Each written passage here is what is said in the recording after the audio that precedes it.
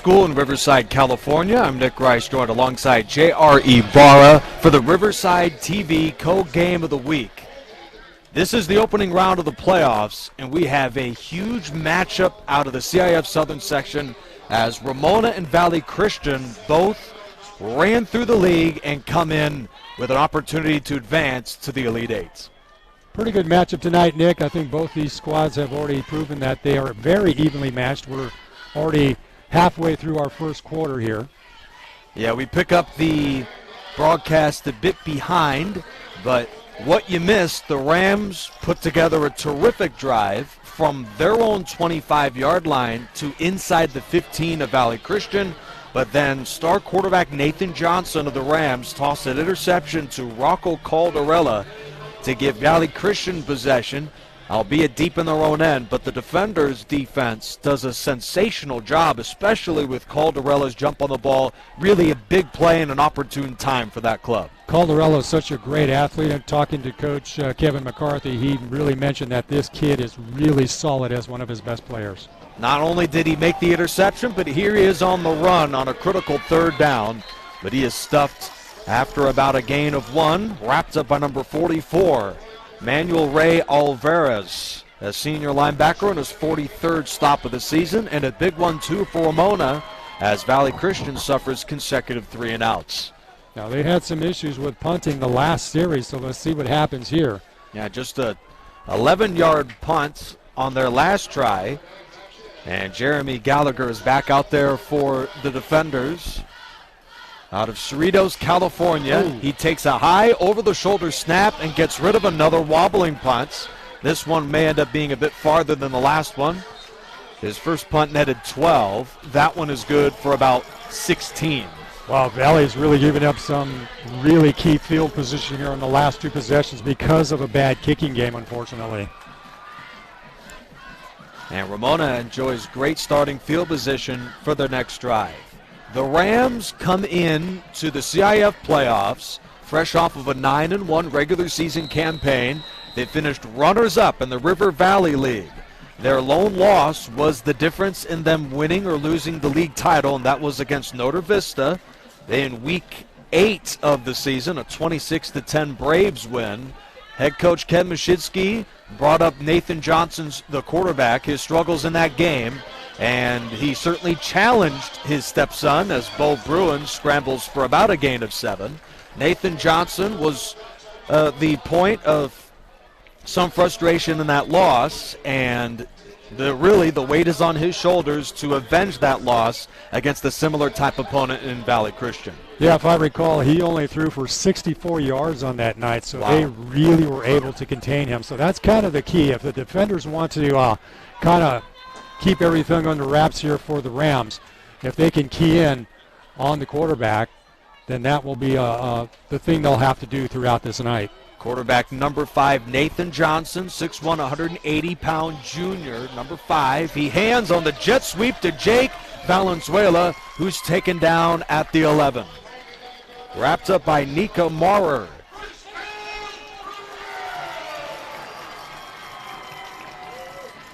And Ramona enjoys a fresh set of downs on the run, and that is the component of the game that has made them so successful. As good as Nathan Johnson is, their rushing attack is what helps them win big football games this year. Just last Friday when we were here doing last weekend's game, Bo Bruins ran for 200 yards, scored 4 touchdowns. So you look for him. Bad snap. Bad snap to Nathan Johnson, who luckily for him falls on it, tagged by Jackson Degner after a huge loss for the Rams. So we've already seen a couple of big mistakes here, Nick. Obviously the pick early on with Johnson, and now a bad snap pushes them way back to about the 25. A 13-yard loss for Nathan Johnson.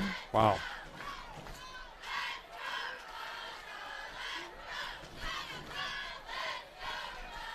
Second and 23 from the Valley Christian 25, fresh off of that bad snap. This would be a miraculous conversion for Ramona. They hand to the reserve, Luis Villarreal.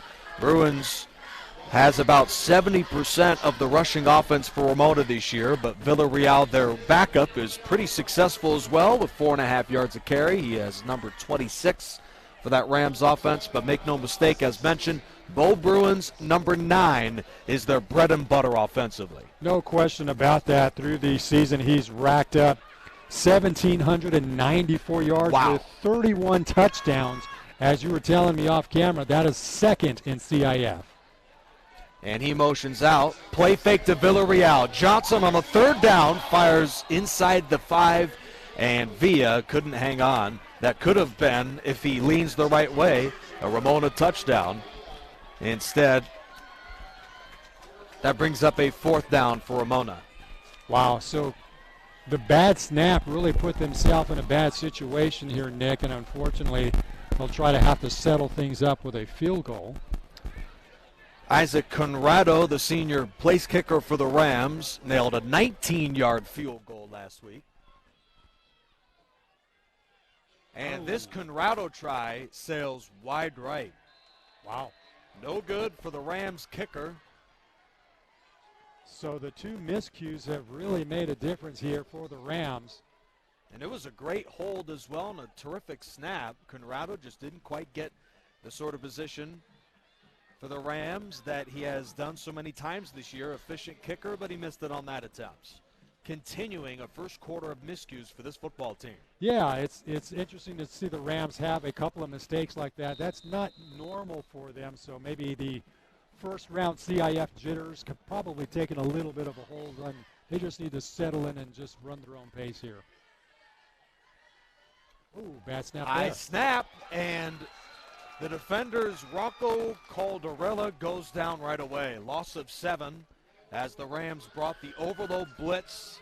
And for the Ramona defense, as much as Johnson and Bruins have stolen the show this year, that offense is scoring over 42 points per game. The defense has been very successful additionally, as they're ranked 2nd in scoring out of the River Valley League. Interesting here for the defenders. This is a team that has really put up a lot of points throughout the season. They've outscored their opponents by 325 to 144. So this is a team that can really rack it up on the scoreboard. Well, that offense, fresh off of a sensational performance at Heritage, scoring 62 points in that game, heads into the playoffs out of the CIF Southern section. Middle screen to Major Brown.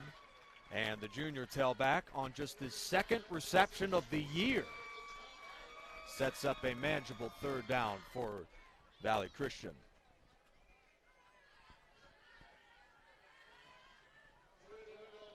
First completion of the night for Caldarella, who, as mentioned, couples as a defensive back and can even provide a big boost for this team when needed in the return game. He is that sort of athlete. A 6'2", 175-pound quarterback who was, interestingly enough, not just a game-time decision as to whether he's the full-time or part-time starter. That's the man who took the snap, number 7. He heaves it deep, and a jump ball to the 37. That's incomplete, intended for Bowman.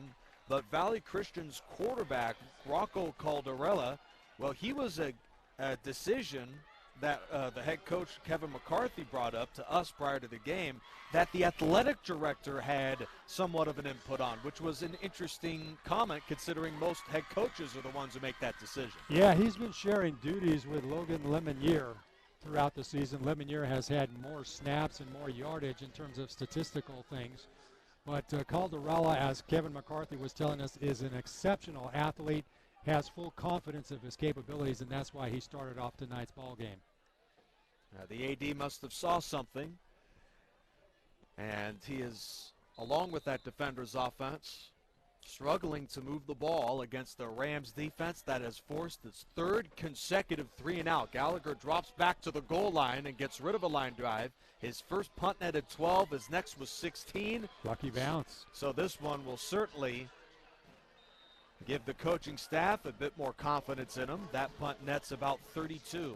Still some decent, still decent field position here for the Rams. Let's see if they can kind of settle down. It just seems they've been a little bit jittery here in these first couple of series here, Nick. Right. Well, just to, on the quarterback point, you see a majority of teams, if they are going to employ more than one quarterback, usually it's a mixture of 2 throughout the year. But the Defenders started the season with Colin Abrahams, Then he takes a seat in favor of Logan Lemonier. Rocco Caldarella comes in, and now he gets snaps. What a convoy they have there. And ironically, the passing game has been one of the bright spots for this football team this year despite the mix. Johnson shoots it deep, and that is knocked away. Ryan Boma deflects the ball for Royce Mendoza, incomplete. Nice toss. Unfortunately, good coverage there by the defenders. Ryan Boma doing a great job defensively for Valley Christian. Well, if your team name is Defenders, you should be able to play some pretty be good a defense, defender. right? I mean, come on. They are rated first in the Olympic League in scoring defense. And not just the passing game, but that back end, the unit defensively has significantly improved throughout the year, as they have come in fresh off of a 7-game winning streak and a blowout against Gar last Friday. Play fake to Bruins. Johnson scrambles off the left side and is spilled just short of midfield. That is a 2-yard scamper with Nika Maurer on the stop. Yeah, so far the defenders have done a pretty decent job on keying in on Bo Bruins. As we mentioned, Bruins last weekend running for 200 yards, so he still hasn't quite got up to his stride where he normally is for each and every football game. Yeah, the Rams have leaned heavily on Johnson in this first quarter. Valley Christian sets up in a nickel, and it seems the entire defense jumped into the neutral zone. That is an offsides, and the defenders aren't contesting that. They No, it was backpedal. a little on the obvious side that they jumped on that one for sure. So they already have 2 penalties for 15 yards here in this first quarter alone.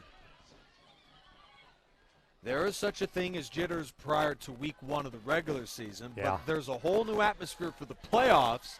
Some of these turnovers and mistakes certainly could go along with the nerves of a win-or-go-home situation for the first time this year. Bruins, here's a look at what makes him one of the most productive running backs in the entire state. That First is down and a whole lot more. That is the Bo Bruins we know. Yes. Once- Gain of 22. Once he gets himself in that rhythm, start looking out because he will get things moving here. Considering that there's 373 schools in the CIF Southern section, there must be over 1,000 running backs in this Southern section. And of all the running backs, of all the thousands of runners in this entire Southern section, Bo Bruins ranks 3rd among all of them in yards and 2nd in touchdowns. He is very, very good. Before we continue with Bruins and the Rams, let's quickly look at the playoff picture as a whole and what to expect moving forward in the CIF Southern section. Ramona and Valley Christian, they are currently playing in Division 8's opening round of the CIF. If they are to win, Ramona would play the victor of Temesco Canyon and Serrano. And the interesting thing is, if Temesco Canyon wins, Ramona would play them at home. Meanwhile, if Serrano wins, Ramona would hit the road to play those guys. Just one of the many intricacies of the Southern Section playoffs. Now, do I have to memorize that? There's going to be a quiz at the end of the night? Yes, there will. Okay. And Okay. I'm expecting you to tell me all the coaches and players of both teams.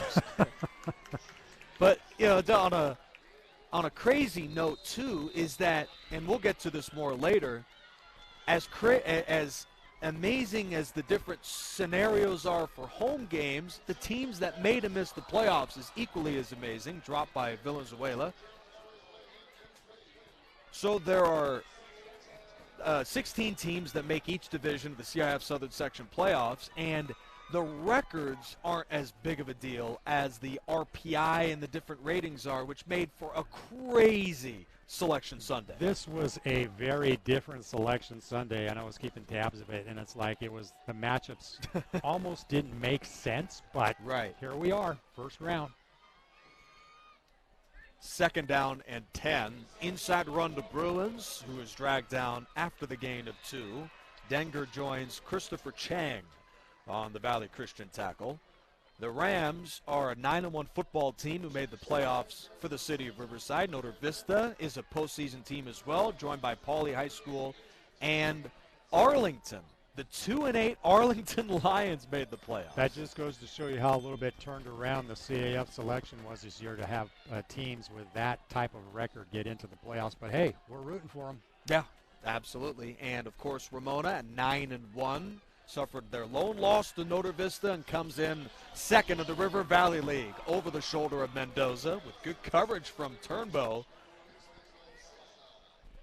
And that third down pass from Johnson is incomplete. Johnson's having a bit of some struggles here. He already has 6 attempts and only for 10 yards and 1 interception. So he still hasn't gotten his rhythm as well. So I think the whole combination of Johnson and Bruins still not up to stride is making a difference here. But let's see what they can do on this 4th down attempt. The Rams appeared to forego a field goal from Isaac Conrado, who missed a 32-yarder earlier in the half. And early in the second quarter, the Rams face 4th and 8 from the 23-yard line. Johnson looks right, throws a back shoulder pass to Jake Valenzuela, who's taken down at the 5. Casey Bowman saves a touchdown. 4th down conversion for the Rams on a Johnson pass. Nice completion there to Valenzuela. Now that's the Nathan Johnson that we're used to seeing as well. Nathan Johnson is the River Valley leader in passing with 1,523 yards going into the playoffs. 15 touchdowns to 7 interceptions. He has 2 more rushing scores. After the gain for Valenzuela of 17, Johnson and the Rams at 1st and goal. Inside run to Bruins. Touchdown.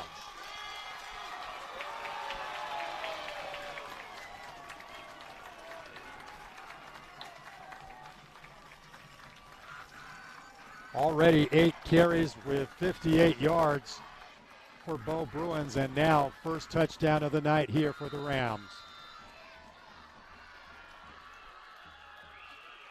And Conrado will check in for the extra point out of the hold from Zachary Shiner. And the snap from Andrew Lopez.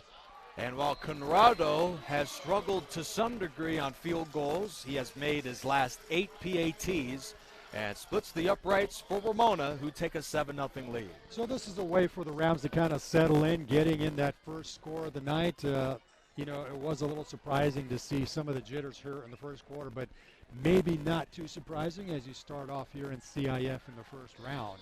Everybody's just a little bit anxious to try to get things moving here. Well, for those of you just joining us, this is the opening round of the CIF Southern Section playoffs for Division 8. Ramona and Valley Christian meet tonight with the winner set to take on the victor of the Serrano-Temescal Canyon game. And early in the second quarter, there's no score between those two schools, 0-0. So similar to that game, both of these teams tonight, it appeared, looked a bit nervous in the first quarter. The Rams in that second leaned on Bruins, who is really a calming factor for this football team. Caldarella returns from the 7. He slips a tackle at the 30 and is potentially one stop away from a touchdown. He is spun down by Desmond Watkins to set up good field position for the defenders. Nice run back by Caldarella. Plus, you got to love the kid's name, Rocco Caldarella. He's got a football name. Hey, Rocco, let's give it to Rocco. Rocco, that's got to be not Rocky from the from the football movies, is it? I guess we'll have an update on that as soon as we can get it to you. We're keeping tabs also of the JW North and Capistrano Valley Cougars game, and Capistrano Valley just went ahead with a touchdown, trying to do the conversion here at the point after. Every football game right now in the CIF Southern Section appears to be incredibly interesting, considering the comparison to 2019. Caldarella spins and gains about a yard. Going into this year, the playoff divisions were identified before the year. Ramona was a Division 13 school in 2019 before the year started, and it didn't matter how good they played in that division, they were going to be in Division 13 despite their record of the regular season. This year, they're testing out a new format where you earn your spot. The better you play, the higher division you are, and that has created a scenario where every division has about the same caliber teams And to me, while it's not a perfect system, it seems to be the system that creates the most competitive football games, especially early in a postseason round. Over the shoulder, that pass is intercepted. Nicky Chavez has his second pick of the year. Turnovers will be the key element of this football game. As we see the second pick of the night, this time though, Ramona coming up with a football.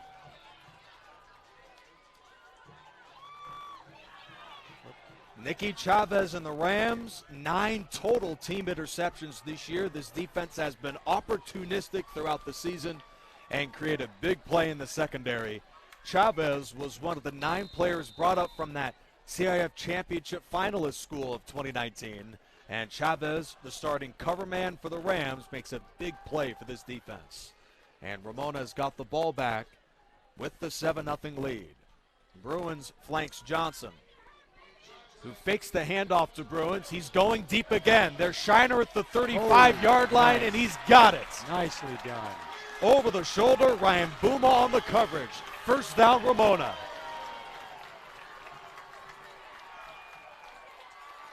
Zach Shiner coming into tonight's ball game with 326 yards and 3 TDs, so he's been a very effective key member on the receiving squad here for the Rams.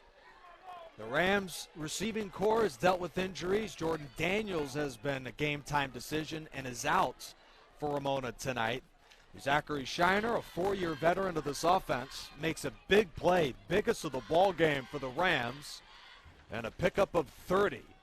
They'll mark him down to the 28. Here's Bruins, who crawls across the first down marker, where he is spilled by the freshman, starting middle linebacker Jojo Apasala. That's a first down for the Rams.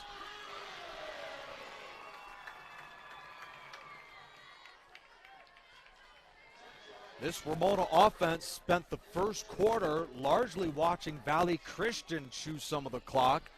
Defenders had 3 possessions in that first quarter.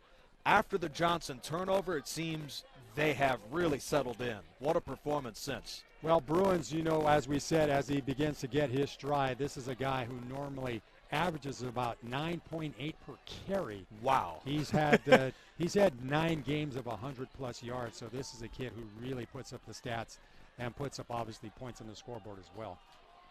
And he sparks what has been a terrific drive. Gut run to Bruins, who gets nailed by the freshman at the 10-yard line and is spilled by Caldarella at about the 6. A workhorse. Wow. Type of runner that would make Derrick Henry jealous. Derrick Henry of the Titans takes just about every carry of that Tennessee offense throughout the last couple of years. Similar story for Bruins. That is his 190th carry of the season, and it brings up first and goal. He joins Villarreal in the backfield after that big run, and on first down they lean on Villarreal, who plunges to the 5. Yeah, Bruins already with 78 yards on 10 carries. Which is below his average. For the moment.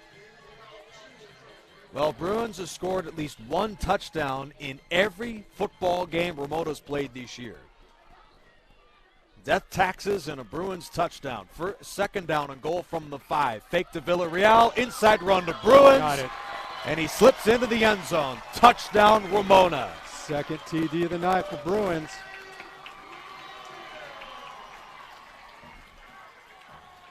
Now you see Bruins beginning to hit stride. This is the player that we really have seen through most of the 21 campaign here. And boy, the defenders are really going to have to buckle down to try to keep him off the scoreboard like he's done so far here in this first half. Well, there's a lot of great running backs in the CIF Southern section and even in the city of Riverside. But Bo Bruins, with his 32nd touchdown of just the 2021 season, is making a very strong case for him being the best running back, at least in the city. That's just how good he has been this year. And keep in mind, he's only a junior. Amazing so we'll stuff. get to see him next year. Hassan Elliott, Venasio Mikaele for JW North. By the way, they're currently in a slugfest against Capistrano Valley with the Cougars up by a touchdown late in the first half. In our other edition of Riverside TV, Some great running backs across the city, but for Bo Bruins of Ramona, it's amazing to me that he doesn't get bored with the amount of touchdowns he runs every single game. Yeah, he's definitely has had more than his share of TDs for the season. I tell you, it's been so interesting to see the likes of Eddie Elaine for North Vista here with Bo Bruins and the Rams, right, and Mika Ailey with JW North. These three are just exceptional running backs, and I just hope that we can get a chance to see them at the next level. Well, the running back factory is just up the road at RCC. They're trying the onside kick, and Ramona's got it. They got it. Conrado attempts. Dylan Saway of Valley Christian has the ball bounce off of his chest, and Ramona's got it at midfield. Wow, give it to Ken Mushinski here for being gutsy on that call. Here he is with a 14-0 lead in the first half, and he still wants to kind of keep control of that ball offensively. Incredible play call by the Rams head coach Ken Mushinski, who just picked up his first ever win against Hillcrest last week. Going into his 5th year, the expectations for the Rams, fresh off of their 2019 trip all the way to the CIF Southern Section Championship game, a 42-40 heartbreaking loss to Esperanza end of the 2019 season, just a 2-point conversion away from overtime in the title game, as Bruins picks up 5, the tackle from Chang. While a frustrating loss, and while a very tough-to-recover loss, admittedly, for Ken Mushinski and the Rams, the expectations were they would rebound, and Ramona has had a very successful season, not making too heavy of the loss they had a few years ago. Bruins is now up to 98 yards here in the first half. I'd say it's easier to coach a team off of a loss when you've got that guy in the backfield. Oh, that's a big plus when you have somebody like that on your roster. He could eclipse 2,000 yards on the year with a strong second half tonight. Johnson guns it to his left to Emmanuel Villa. The 6-foot junior reels in his 25th catch of the season and his first tonight. Now it looks like Johnson's beginning to settle in here from a passing standpoint. Yeah, that's a 7-yard gain for Johnson. First half, Nathan Johnson, while Bruins is the headliner, the quarterback has played pretty well. Yeah, no, he's done a great job, and then also you got to consider that he's also a junior as well. So obviously we'll see Johnson again next season. As we kind of alluded to, he is the son of Ken Mushinski, so it's an interesting dynamic to have Dad on the sidelines here. Yeah, he brought that one up before the game. Ramona brought in a quarterback coach to couple with the dynamic. Wow. Johnson to Royce Mendoza. Nice. Touchdown, Ramona. Done. Beautiful toss.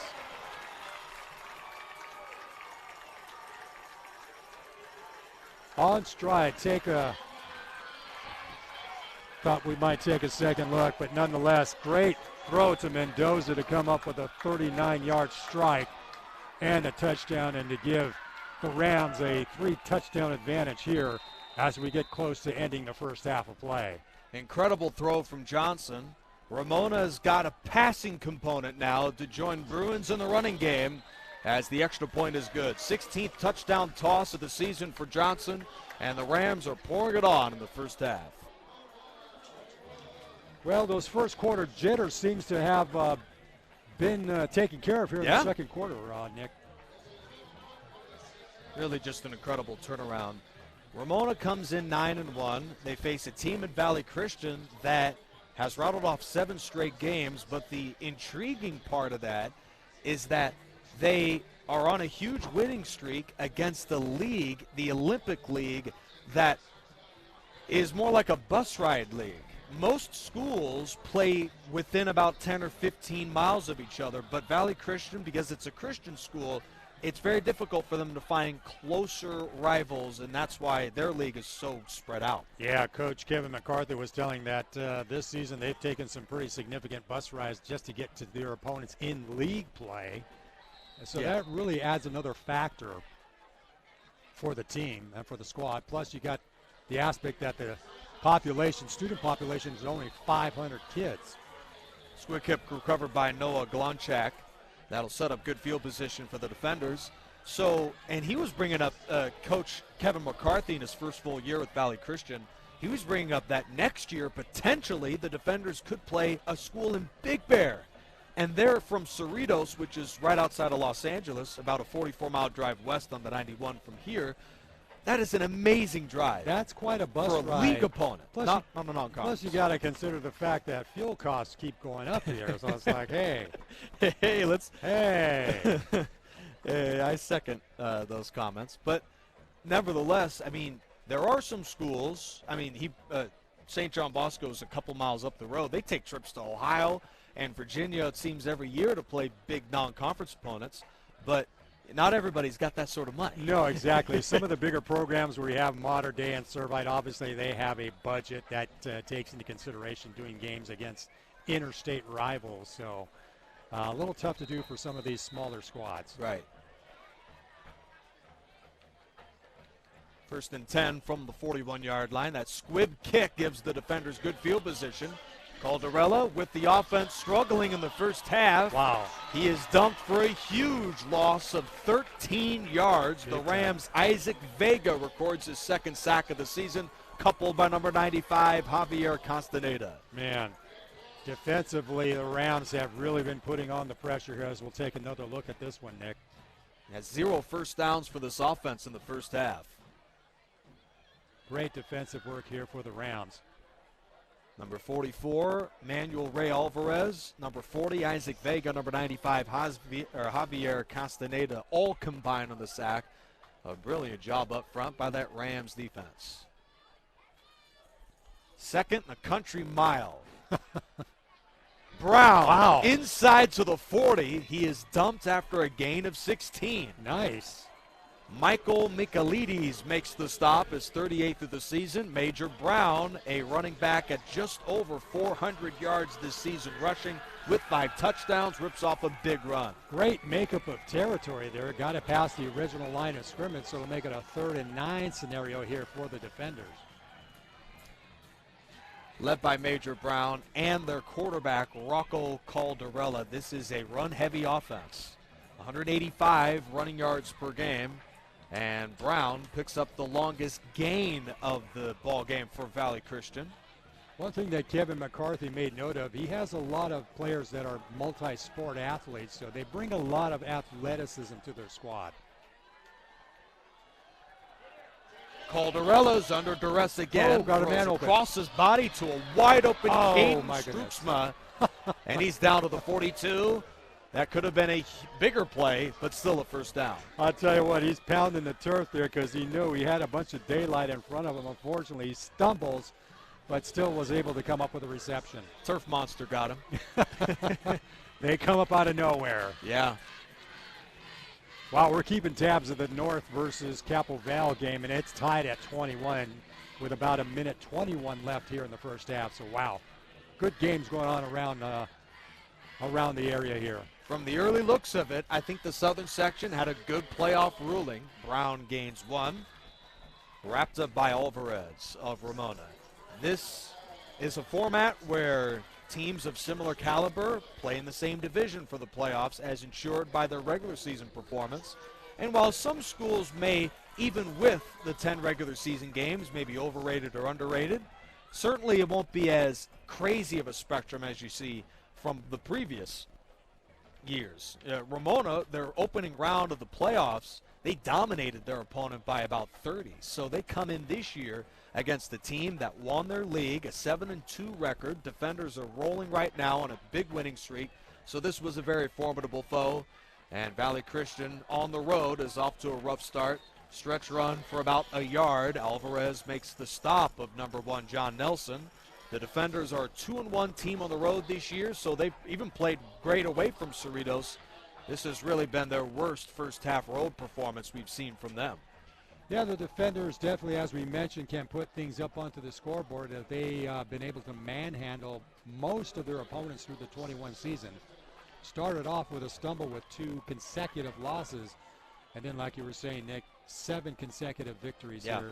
All pretty easy victories as well. Caldarella's under duress again.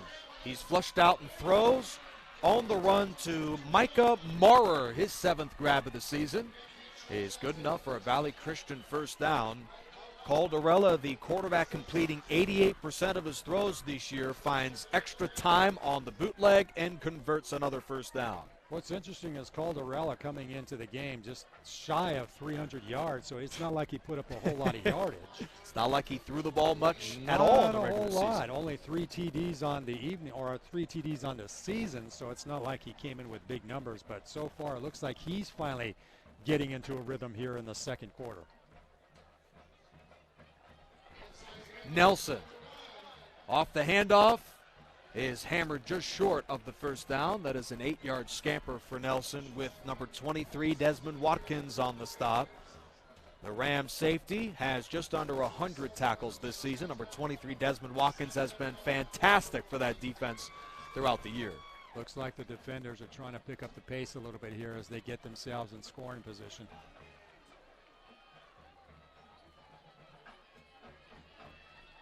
Gain of a long 7. Caldarella is under pressure again. That offensive line has had a tough time blocking the Rams. Look at that. But Caldarella breaks free and is stacked up just short of the first down. That's the thing about Caldarella. He is very elusive. I was watching some game film with him from a couple of games ago. He had a miscue where they fumbled the football and he took it 50 yards for a touchdown. Timeout Valley Christian, as Caldarella, as you mentioned, has put his athleticism on full display. He's one of, as you mentioned, a group of athletes for them that are two-sport athletes. And over the years, with Kevin McCarthy in the program again, they're starting to find their niche with the football team, let alone the baseball, the soccer, the track, and the other sports they do. Interesting background for Coach McCarthy as we were chatting with him before the football game. Here's a guy who was actually a head basketball coach for a few years. Really? Yes. Wow. At Bellflower High School. And this is his first head coaching gig as a football coach, although he's been with the program for about 7 to 8 years now. There are some similarities, football and basketball, but that is amazing. You know, those green courts they have out there in Cerritos. Oh, yeah, man, that's what those it is. turf courts. Those turf courts make a difference. Translates well to the gridiron. I would say so. But with so many two-way players that you talked about, what is the challenge for Valley Christian was in that COVID year. More on that in a moment. Caldarella, the quarterback, is hammered right around the line of scrimmage. The tackle is made by number 54, Kenyon Polium, a senior outside end with his 15th stop of the season. Valley Christian's COVID situation was a big deal. In 2020, for those of you unaware, the CIF Southern section indicated, with COVID, of course, being an issue across sports, that all fall sports would be canceled last year.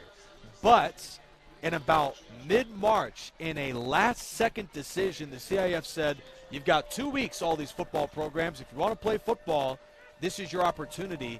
But a lot of the Valley Christian players who are also in soccer and also in baseball, they couldn't field a big enough roster because of all the other athletes playing different sports, where they only had one game played all of last year. Again, you got to consider the fact that the student population for Valley Christian is only 500 kids. Wow. It's not like some of the other high schools around. I remember being a teacher over at Fontana High School where we had 5,000 kids. Yeah, it was really kind of a zoo, to be honest with you. Oh, man, I could only imagine what graduation day was like for you. Oh, boy, it's like Fontana High School. Yeah, the graduation day was quite a lengthy festivity, that's for sure. We threw up the playoff schedule just for a moment. Maybe at the next time out we can get that back. But I've also got a score update for you, and I'll explain exactly what you saw on that graphic for all of you watching on Riverside TV. First, second down, Caldarella in the midst of a terrific drive. Takes a sack with a big play on the shoot tops from Nathan Horton. Third sack of the year for the big fella, and that's a huge defensive play considering that the defenders are running out of timeouts. Yeah, boy, from a running standpoint, Caldarella is so far in the negative here. Right. They've got one timeout remaining, but the defenders don't use it. Caldarella is blitzed by Alvarez, so he takes off again. 20, 15, and is run out just short of the 10. Escorted by Michaelides to stop the clock at 22 seconds. Well, it just shows what a great athlete he is. Here he was put down on the turf for a loss about 5 to 6, and now he's close to a first down right now. Well, he's certainly a bit fatigued with his hands on his hips and in a must-have fourth down situation. Given the Rams have scored 3 touchdowns, the defenders would have a tough time chasing that deficit with field goals. So Valley Christian will go for it. They got to make something happen. Only 22 seconds on the clock here. And after a dismal first quarter on offense, Caldarella has willed this offense back into the game. A must-have 4th and short with under a half minute to go in the first half. Here's Nelson with a first down, and he's just a yard away from a touchdown. Good call there for the defenders to pick up the first down. The clock is stopped as the officials move the chains. A good decision. They will keep the offense out there. No timeout. Caldarella from the pistol faces first and goal and will clock it. Smart move. Stops the clock at 10.5. That's just enough if they play things right for maybe a couple of attempts here. Number 99, Marcus Perez, the senior defensive tackle, will check in to supply some extra beef on that front line. JR. Keeping tabs on the second game that we're telecasting on Riverside TV. J.W. North has now taken the lead. What a game. Over Capital Valley, 28-21. That's in the first half. Wow. Great contest. Meanwhile, in this game, the Rams, after a slow start, jump in front by 3 touchdowns. And maybe down to just 2 plays with 10.5 seconds. Facing second and goal from the 1. John Nelson flanks the quarterback. Caldarella is stuffed. They've got one timeout remaining, and they'll burn it with about 4 seconds left. Wow. So it all comes down to this here, J.R. I was a little surprised with that play call, to be honest. Right. I know Caldarella is an effective runner, but I would have thought that they had looked for a toss maybe to the corner of the end zone there just to try to keep things with a possibility of scoring or stopping the clock. And for Valley Christian, even with the dramatic time management that you're talking about, JR, this is an offense that has had an uncharacteristically slow start. Since September 4th, they're averaging about 5.5 touchdowns a game. They have been very dynamic. And right now, Ramona's giving them their best shot right now. The defenders, given how good the offense is, they're going to need to convert this. Absolutely. This is a must-have if they want to keep any kind of momentum as they head into halftime. So getting into the end zone is just a must here for the defenders.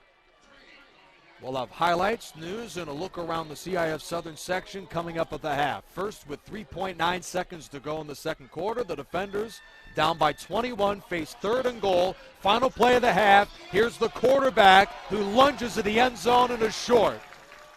Taken down short of the goal line by Michaelides. The first half is over as the Rams defense pitches a dramatic shutout. Flag is down, holding call on the defender, so obviously that's going to get declined. That'll close out the first half, and the Rams will head into the locker room with a 3-touchdown advantage. Meanwhile, across the way from Lake Elsinore, Temescal Canyon leads Serrano 7-6. More on that game. A look around the league, and as mentioned, plenty of highlights and news from across this game and others coming up at the half. We have played 2 quarters with the Rams up 21-0. Nick Rice, J.R. Ibarra. Before we step aside, J.R., the first half story had to have been, as great as Bruins is, we talked ad nauseum about him, the quarterback in Nathan Johnson with nearly 100 yards. He threw a touchdown and looked very efficient. Yeah, he has 10 attempts so far, but able to get a touchdown in by the toss he got to Mendoza with a 39-yarder here in the second quarter of play. So I think Johnson, if he can just continue to settle in, keep the rhythm up, that'll be the advantage here for the Rams as they start things off in the third quarter. Nathan Johnson has thrown a touchdown in 10 of 11 Ramona football games. Rams lead Valley Christian 21-0 at the end of the first half. More on Riverside TV in just a moment. This is the Riverside TV High School Football Game of the Week.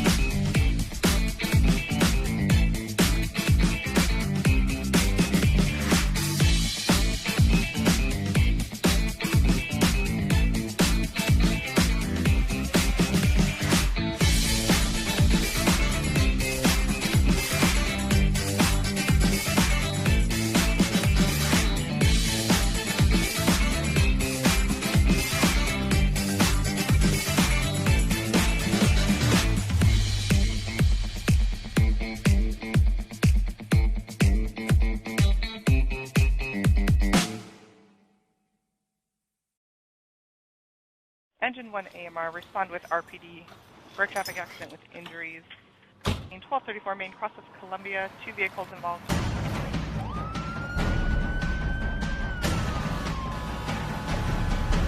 Each year, the Riverside City Fire Department responds to 40,000 emergency calls. 431. And the men and women of the Riverside Police Department drive Code 3 every day.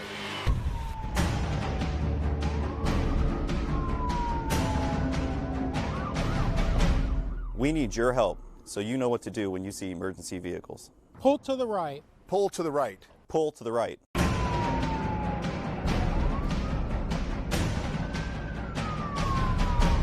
So help us help you. We need you to pull to the right.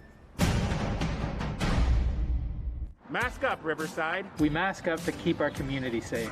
Let's do our part to keep everyone safe. I wear my mask to prevent the spread of COVID-19. I mask up. I mask up. I mask up to keep not just myself safe, but the elderly and family members affected. I mask up so I can be there for my patients. We mask up so we can hug our grandbabies again. I mask up because when you need help, I need to be able to respond. I wear my mask to prevent the spread of COVID-19. Because my immune system is compromised. Because it's easy. Mask up, Riverside, so we can get back to normal. Mask up, Riverside, so we can get married. I mask up to keep myself safe and to keep everyone else safe. I mask up for me, for you, and to keep my family safe. I wear my mask to stop the spread of COVID-19.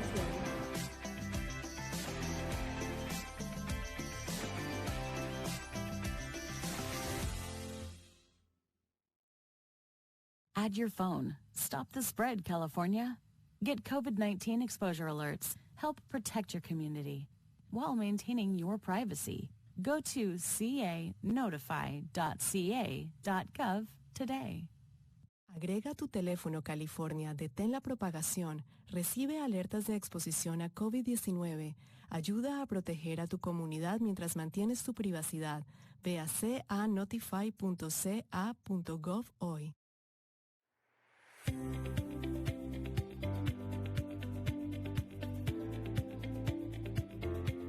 Today is our very first building of a Little Free Pantry. We are building a Little Free Pantry in our community. It will be one of the 26 throughout Riverside that will help fill the gaps of food scarcity here in Riverside. Data is telling us now that 1 in 6 families are hungry. It's about 44% of adults and about 50% of children that are hungry here within our own neighborhood, in our own backyard. Because of the pandemic, there's a lot of hunger out there. There's a lot of families in need, and we hope that this will act as a bridge until families are able to get the food that they need. I think that there are always those times where we are living paycheck to paycheck and we need just a few cans of something to get us by. So these little pantries will serve in that capacity, and we're really excited to see something that will help families in need. And this has been a wonderful collaboration with the Riverside Mutual Aid Network, IEHP, here at Sandals Church, and the City of Riverside. So this has been a fantastic opportunity for community members to step up and to fill a real void in our city, which is food insecurity. So the idea is that if one of these free little pantries in your neighborhood, you could stock it as frequently or as infrequently as you want to. And the idea behind it is that when people have extra food, it doesn't go to waste. these pantries are just kind of the first step, right, for reintroducing neighbors back to each other, getting folks involved in taking care of each other again, and just strengthening those community bonds that Riverside is so known for. Because things like food drives and food distributions, they're really good, but they only help folks in that moment of need. And we wanted to create something that would continue giving back 5, 10, 15 years from now, and really allow the community to get back into taking care of each other, instead of maybe relying on, just government or nonprofit structures to kind of take care of them. If others want to follow suit, they can apply at riversideca.gov/cares as an application, or they can email us at neighbor@riversideca.gov to receive an application to host a little free pantry in their neighborhood.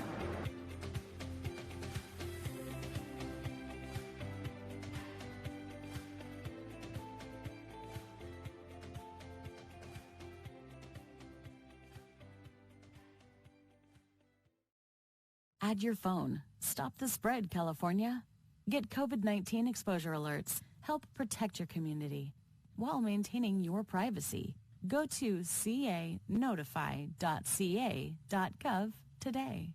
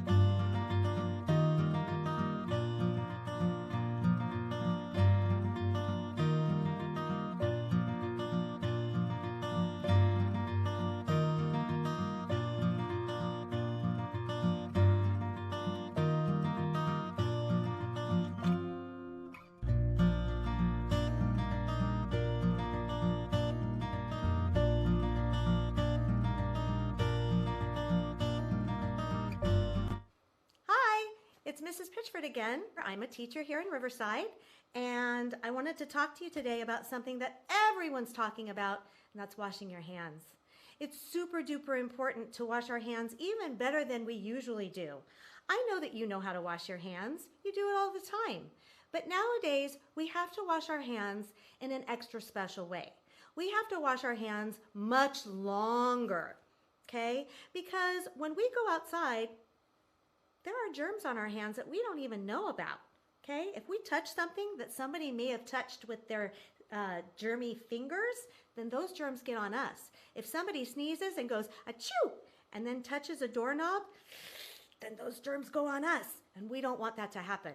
So when we are told by mommies and daddies, or grandmas and grandpas, or any of your grown-ups at home to wash our hands, we have to do it really well. Let me show you something about germs, okay?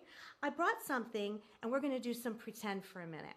All right, so I brought this glass bowl from my house, and I brought some black pepper, and we're going to pretend that these black pepper flakes, these specks, we're going to pretend that they're germs, okay? So let's pretend that I sneezed, all right?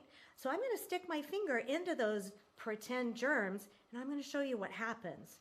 So here I go. I'm going to stick my finger in there.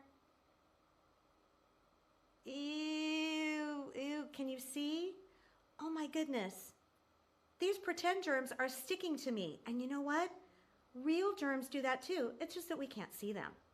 So let's talk about why hand washing is important. And I'm going to show you something really cool. I brought some soap from my kitchen too, and I have some in a little dish here. And so let's pretend that I'm washing my hands. So on this finger, I'm going to dip it in some soap, and let's see what happens to those nasty pretend germs with the soap on this finger. Are you ready? All right, here we go. What's going to happen? Did you see that? Those germs went, no, no, soap. Soap is our enemy. Soap is the enemy of germs. And that's why grown-ups are telling you to wash your hands all the time. So make sure when you turn on the faucet and the water's running, you get lots of soap on your hands, but not too much, okay, just enough. And you rub this part of your hands. Don't forget your thumbs. Rub your thumbs. Even wash the top part of your hands and wash between your fingers. And sometimes, if you're not sure if you're washing your hands long enough, you can sing the ABC song. And I know you know the ABC song. And when the song is over, then you can rinse the soap off and dry your hands and go play again. So remember and show your mommies and daddies what you've learned about germs, okay? All right, see you next time. Bye. Completed in September 2015, the Tequesquite Landfill Solar PV project is a 7.5 megawatt solar facility that is operated by SunPower and is set atop the decommissioned Tequesquite Landfill in Riverside, California. The project put Riverside 5 years ahead of its goal of having 20 megawatts of solar energy by 2020. The clean, renewable solar power generated is purchased by Riverside Public Utilities and directly feeds into Riverside's distribution system, providing enough electricity to power over 1,600 homes. For more information on other Riverside Public Utilities green energy efforts, visit greenriverside.com.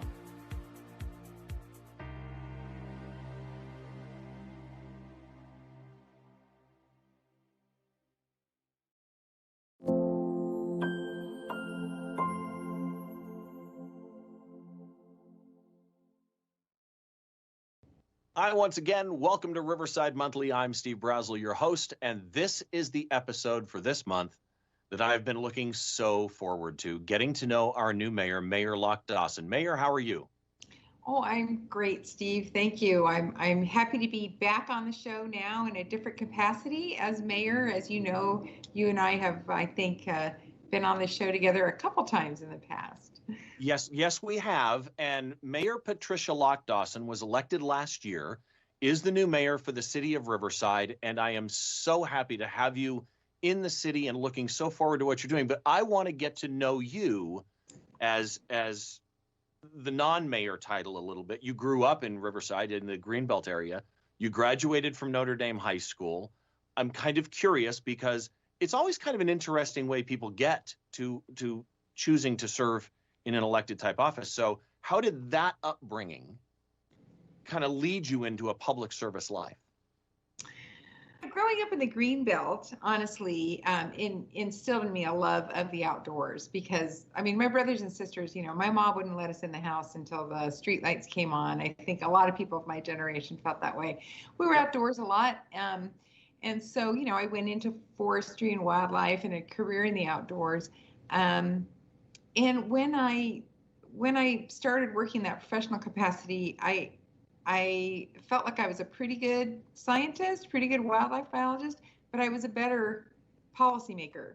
And I kept getting dragged into things like that. And that was, so I found that I could be more effective advocating for the things that I love in a different role than what I had trained to be. See, that's interesting because you kind of went into an area that was tangential to this.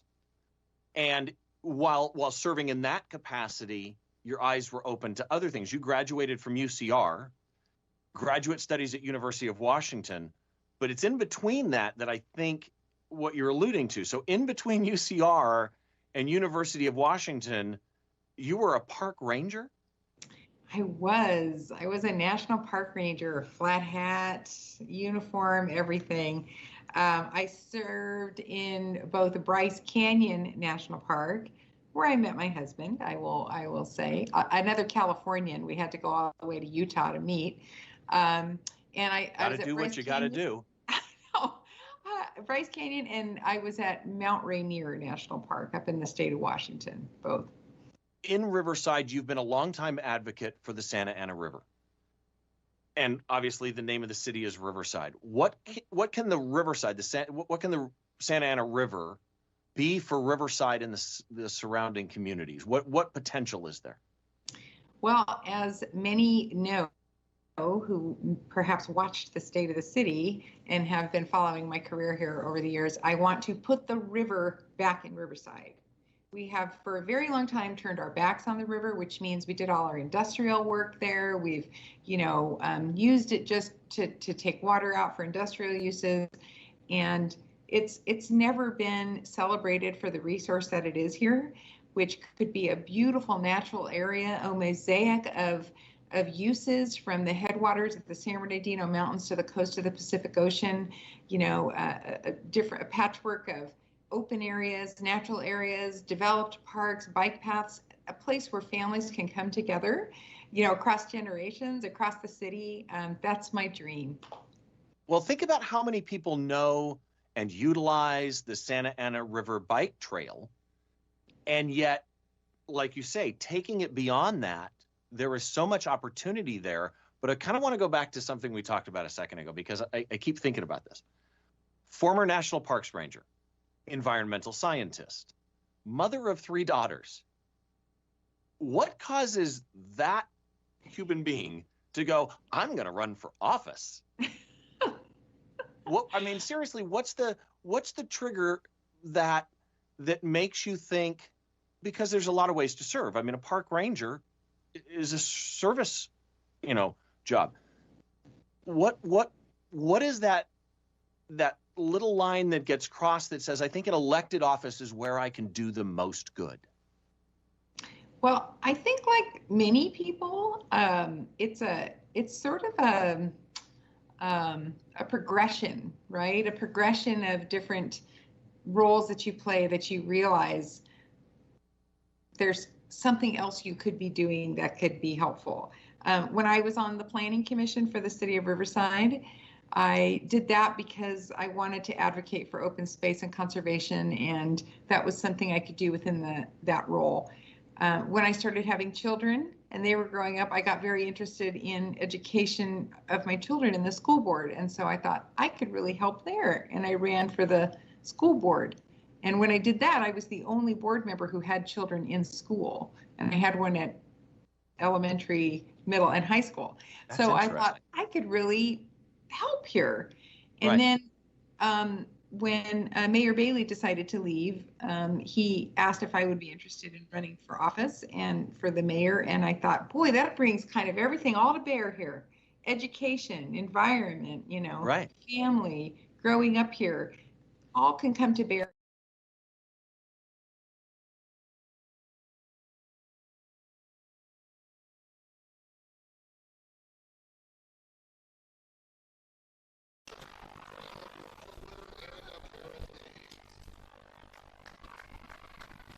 Welcome back to Ramona High School. Nick Rice joined by J.R. Ibarra. And what has been a thrilling first half, that sticky Rams defense has pitched a first half shutout. I tell you what, the numbers are not spectacular, but when you look at some of the individual stats, Bo Bruins, 12 carries for 88 yards, and Nathan Johnson, 10 attempts with 100 yards so far in the night. So not a bad evening or so far first half here for Nathan Johnson. Number 22, Abraham Montenegro, is set to kick off for the defenders. After a first half where Valley Christian must be a bit frustrated, they had the final play of the second quarter facing 3rd and goal from the 1, and that Ramona defense denied them what could have been a critical touchdown to change the complexion of this game. That Montenegro onside kick bounced off a Ram hand and appears to have been recovered by Ramona's Manuel Ray Alvarez. So I love that Kevin McCarthy was kind of doing the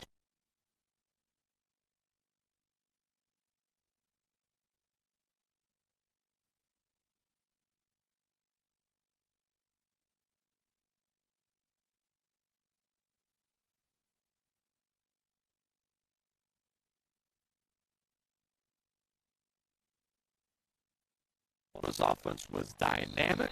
Bruins was his typical strong running self.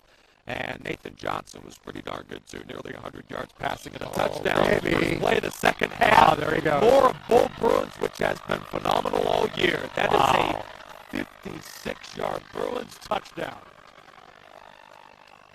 Third touchdown of the night here for Bruins, and he shows why he is one of the premier running backs, not just in the league, but in all of CIF. Of the thousands of running backs in the CIF Southern section, he is second in every category of rushing touchdowns among every player. Bo Bruins runs for his 33rd of the season. What a football player, and a huge prospect going into next year as he's just a junior. Well, what's astounding, Nick, we talked with Ken Mashinsky before the game, and as of yet, no colleges have given any kind of interest in looking at him, and this is a kid, I can certainly see him go to the next level. Just an incredible player, and to go along with the sort of production he's got on the field, you spoke to Bo Bruins right after the game last week. I mean, he's a very focused football player, and he's got his mind set on really succeeding week by week in the coach's offense, not just his offense. And Bo Bruins definitely gives a lot of credit to his front line, which has made such a great contribution to his successes all season long. And we just saw another example of it here in the third quarter of play. Now it's a 28-zip lead here for the Rams.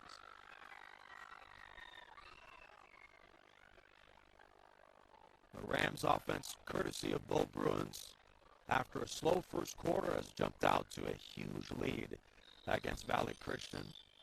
28-0 through just 16 seconds of the second half. Conrado gets rid of the squib kick on the bounce of the 22.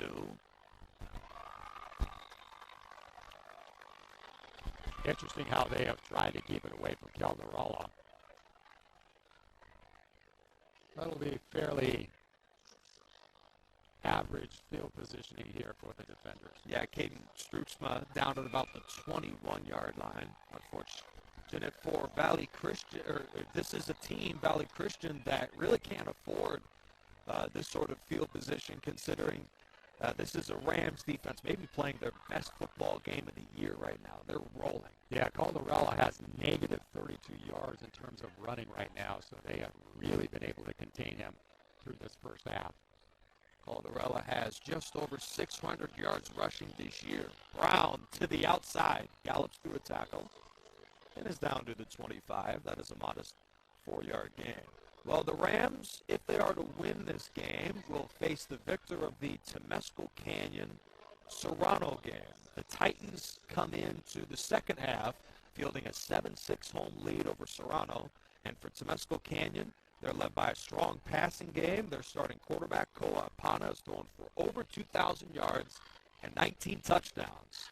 That will be a huge challenge for Ramona. They would play Temescal Canyon here if the Titans are to win that game tonight. That'd be great to have another home game, especially in the second round of the playoffs. We'll see how it all shakes out. Second down and 7. And Calderola gains about 2. Baldwin and a host of Rams combined for the tackle across Division 8. Going into the second half, California leads Palm Springs 13-7. Highland is in front of Muir on the road, 32-7. Elsinore leads a good one over Santa Ynez, 23-10. And a tightly knit game between Silverado and Brea Olinda. Silverado Hawks lead the Brea Olinda Wildcats 26-21. No score to the Orange Vista El Dorado game. And in the final D8 CIF playoff matchup, Buena's in front of Paraclets 14-7. Alvarez making the wrap-up and the loss here for the Rams. Yeah.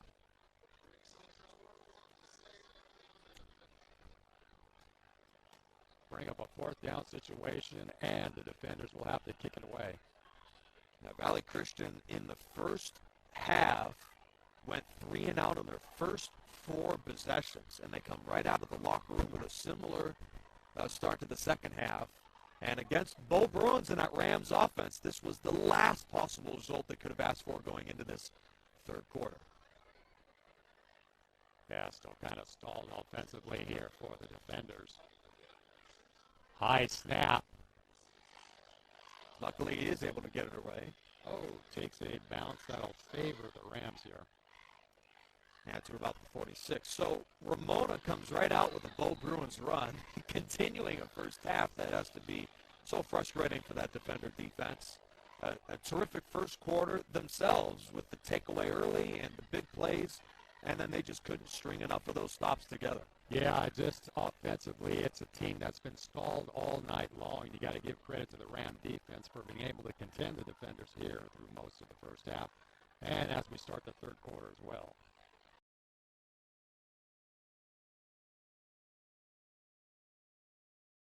Bruins, his second of the ball game, and his 33rd, running away with the league lead out of the River Valley. Bruins slips through again. Baby. This is like a video game for Bo Bruins. He has been that good. He cuts back to the 28-yard line. That's a listed gain of 26. Wow. So he's really racking up the yardage just as he normally does. So this is just what you would normally see out of a Bo Bruins football game. And what's amazing is that Bruins suffered a sore ankle at the half last week against Hillcrest and still ran for 2 more touchdowns since the break, and he comes right out tonight on that sore ankle. It looks like he's completely healthy. Yeah, Ken Mashinsky was talking to us about it. He said he didn't even learn about his ankle till Sunday morning. You know, that's something I think you would like to tell the coach Friday night. Exactly.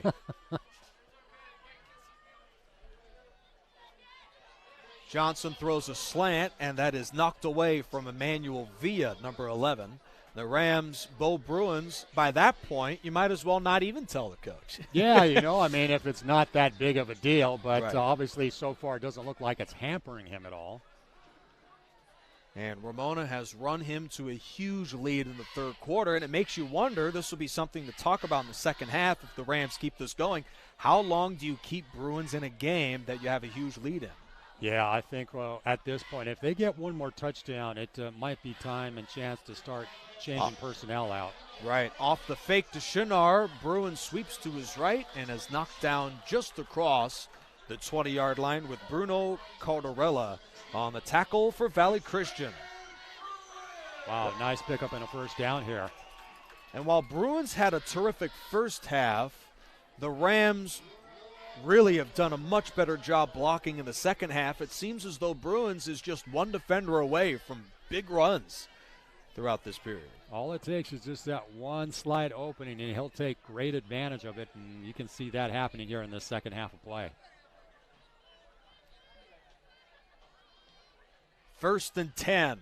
They will feed Bruins again, who breaks 3 defenders' tackles and is down to the 15-yard line. So much for that blocking on that play. Valley Christian was all over the run.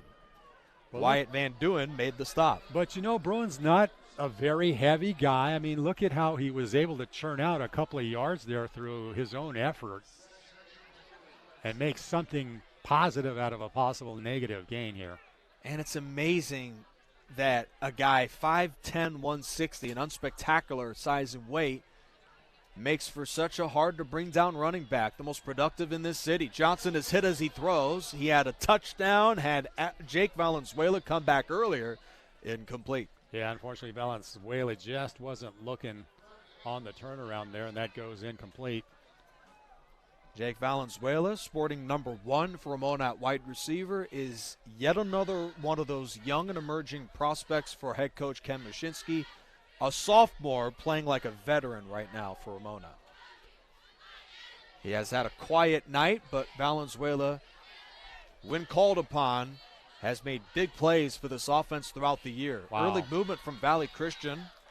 Number 13, Jeremy Gallagher, may have been the one to jump early for the defenders. Only the 3rd penalty of the night, and all 3 going against the defenders. So far, the Rams have not drawn any kind of flag here on the gridiron.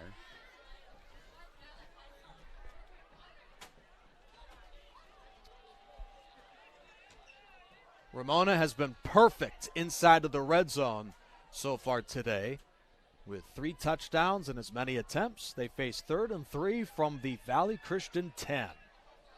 And a touchdown here would all but put it away. Bruins is in the block. Johnson throws a jump ball over the head of Valenzuela with Bruno Caldarella on the defender coverage. Well, now we got a flag down on the field, although this might go against the defenders. That dead ball, no, it's going to go against the Rams, their first of the night.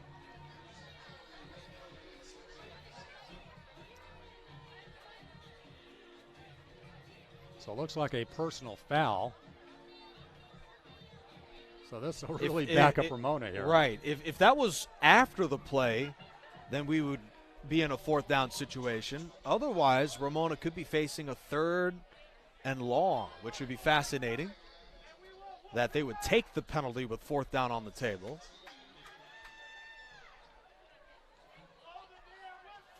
It must have been after the play. Ramona faces 4th down, needing the 7. This is the first 4th down try for the Rams, and with the score, this game may be all but over midway through the 3rd. Here's Johnson on 4th and forever. He throws a deep ball to Shiner that is tipped and incomplete. Knocked away by Boma, and that Valley Christian defense in a must-stop situation gets the benefit of a personal foul and makes the big play to force the turnover. Shiner was just kind of backpedaling on that route, and unfortunately just could not get a handle on the football, so there'll be a turnover on downs here for the defenders. And given the frustrating start to the second half, really Valley Christian by this juncture of the game, it makes you wonder just how much they'll decide to run the ball down by 28. You know, also the factor that they've had used Lemonnier during the season, would they even think about making a quarterback switch here? Lemonnier, a Cypress High School transfer. And a productive quarterback when called upon. Brown is stuck for a loss. Hammered by Vega, his 4th stop behind the line this year.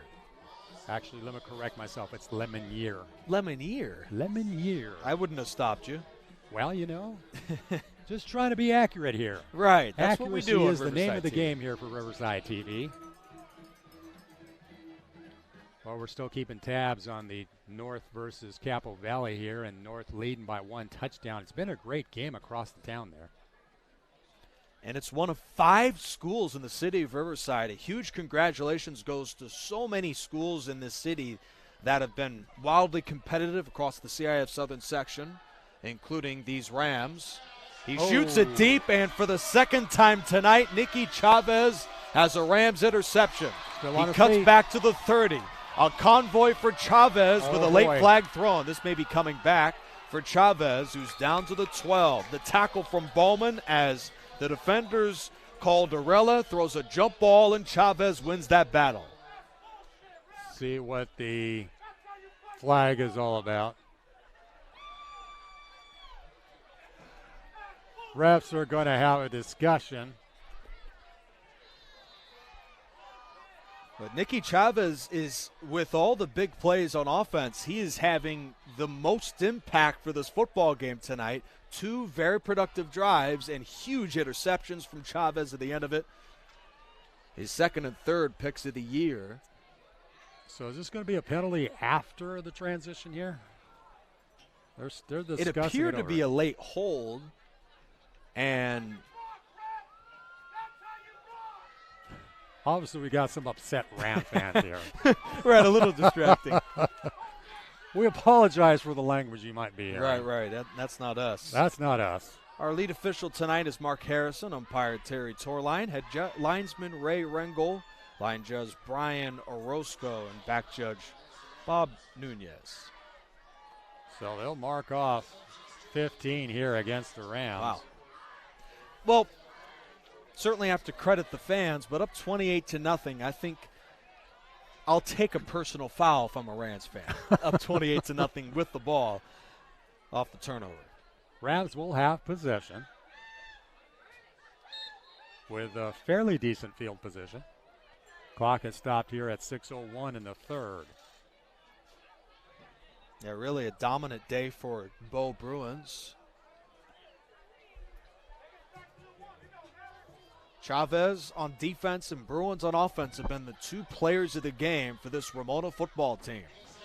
Oh, Bruins may have fumbled the ball, but certainly he hops on it. Yeah, they got a little scrum going on, but it looks like he maintains possession. All right, Jeremy Gallagher makes the stop.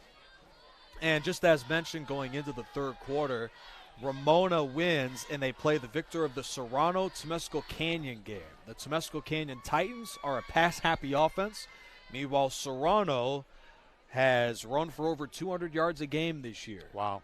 So between the two, I'd probably prefer to play a Serrano. Absolutely. Yeah, especially because Ramona would play host.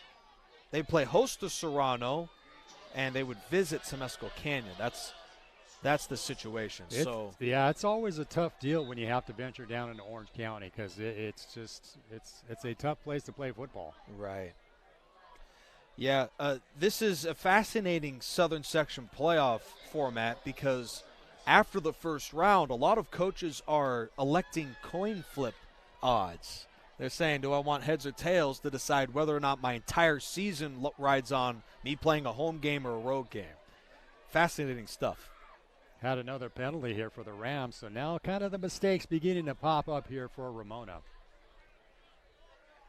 Holding call. Third penalty of the night for the Rams. Did you get first half numbers for the quarterback, Nathan Johnson? Johnson, let's see, he's over 100 yards in passing. He only has 5 completions, so he's 5 of 14 for 100 yards. Woo. 5 of 14 for 100. Yeah. Mathematician J.R. Ibarra joining Nick Rice here. Johnson looks deep again. Oh, baby. He's got his man Valenzuela man. at the 15. No catch, but a flag. Coverage by Casey Bowman of Valley Christian.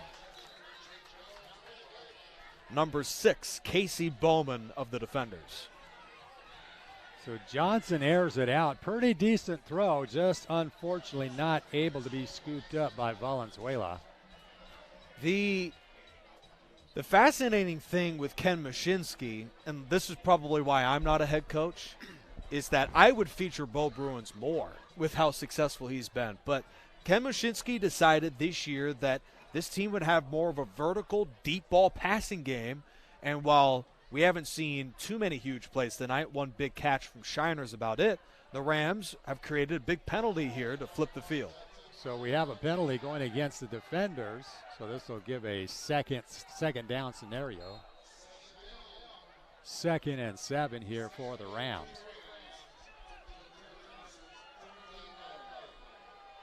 In college, Ramona would have a first down at about the 12 on a pass interference. Johnson's looking deep again. Nice. Come back to Valenzuela. He slips through a tackle at the 20 and is down by Rocco Caldarella, the quarterback, at the 15.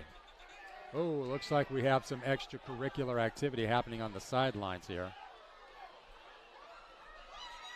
Now, one of the defenders' players got involved in the bench. Fascinating stuff. Yeah. And now number 13, Jeremy Gallagher, trots back onto the own end. I guess I was kind of expecting another flag there.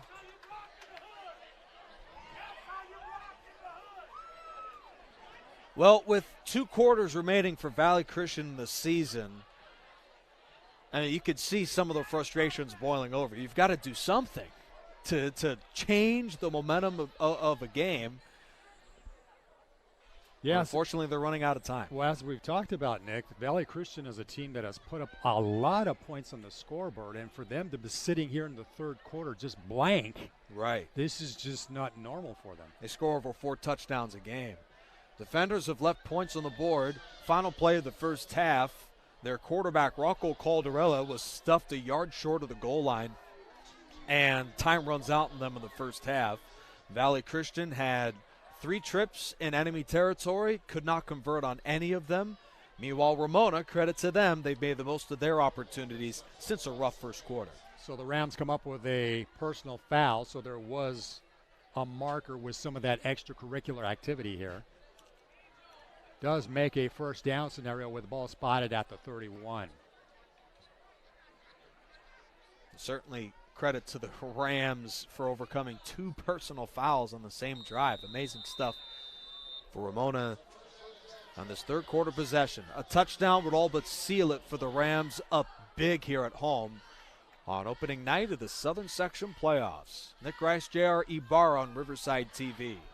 Wow. That run goes nowhere fast. Stuffed by Villarreal, the junior. A 5'3" junior. Not too often you see a running back of that size. He was hit on the play by Bruno Calderella, so I'm guessing there's another Calderella family member here on the, I'm guessing on so. the field.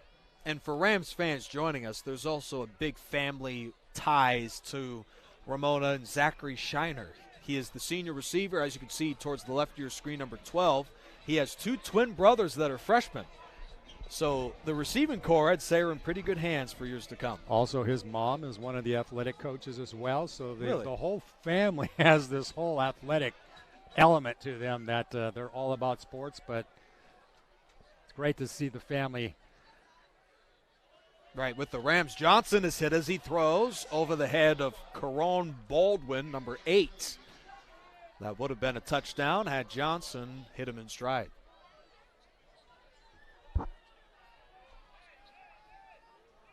Huskies of J.W. North still with a touchdown lead, 28-21 over Campbellville. So that's a great opportunity to bring up the 5 teams that are playing in the Riverside playoffs. J.W. North is one of them. Notre Vista is at Monrovia tonight.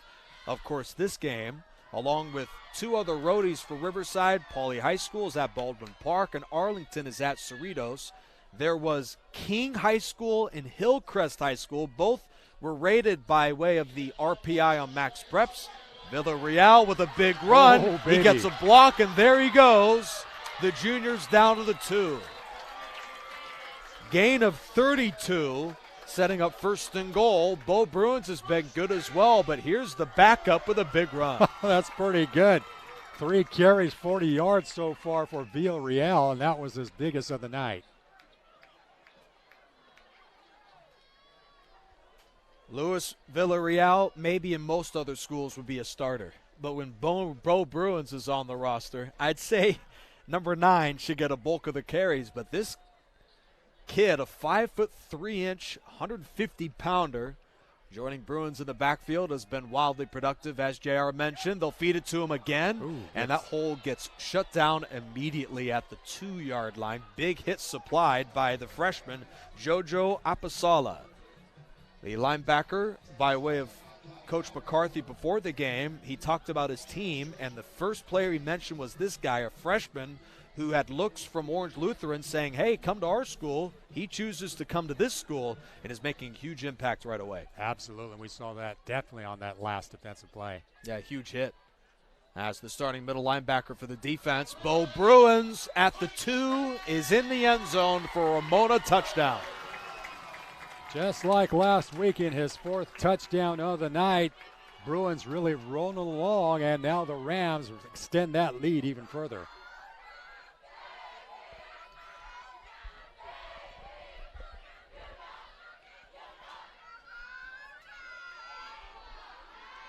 Shiner will hold, and Letzimo will snap. The extra point for Isaac Conrado after Bruins plunges in for his 3rd touchdown of the ball game. And that kick is good. 35-0 Rams late in the 3rd quarter of a game that is just simply gotten away from Valley Christian. Oh, I would say at this point, just like we talked a little bit about that, Nick, it may be time to make some personnel changes here for the Rams as you want to keep some fresh legs on these guys, as it looks pretty apparent that even though we have 1 full quarter left with this type and sizable lead, a victory is probably definitely within the reach. Right. So it's time to kind of rest things up and get set for the next round. Here's a look at the Division 8 CIF playoffs, and the 2 games in bold are the ones of most significance because Ramona, let's just assume they win this game tonight, will play the winner of Temesco Canyon and Serrano. Temesco Canyon, as mentioned, a pass-happy offense. Serrano, a run-happy offense. And right now, Temesco Canyon leads 7-6. The Titans would play home against Ramona if they are to win that game because of a coin flip. And the coin flip works for Serrano, but it doesn't work for Temesco Canyon. Whatever. Is this going to be another quiz question coming down the road? Yes, it is. Okay. Conrado with a pooch kick more than a squib kick. Oh, boy.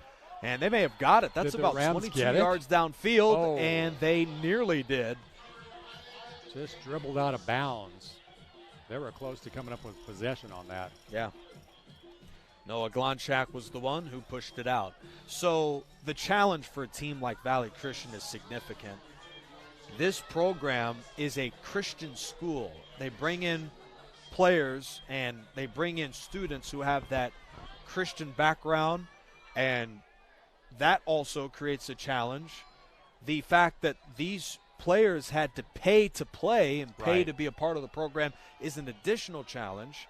Now, earlier, I think this year, maybe last year, you talked about some schools paying as far down as elementary schools, paying thousands of dollars a year out of pocket. It's amazing that Valley Christian can field a football team at all with those expenses. Yeah, no, the whole factor that they have to overcome with kids who have to come in and obviously pay tuition, whereas the public schools, obviously they have a much broader base that they can choose from talent-wise. Right.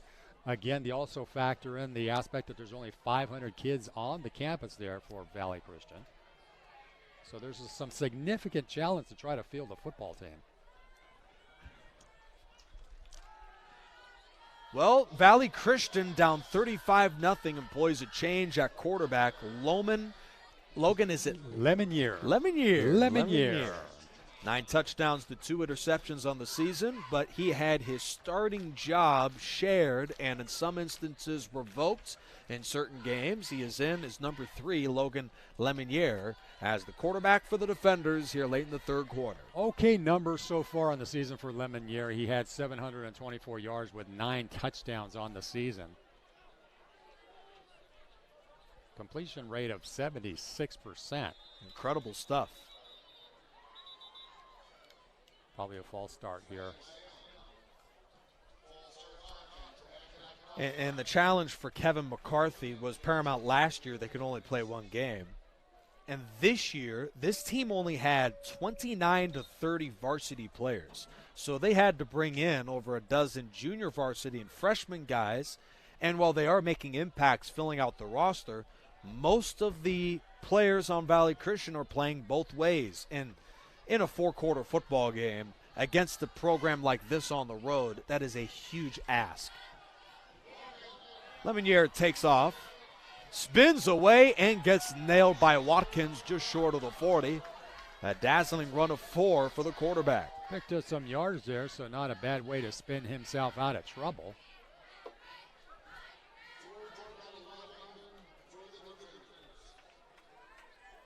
But that will lead to a 4th down, and it appears Valley Christian will punt. Meanwhile, for Ken Mashinsky, he is the head coach of the Rams. And with the win, would be 37-15 in his Ramona career. And while he was successful early at Ramona, it seems now he has the sort of winning culture, the terminology, and the players that he wants.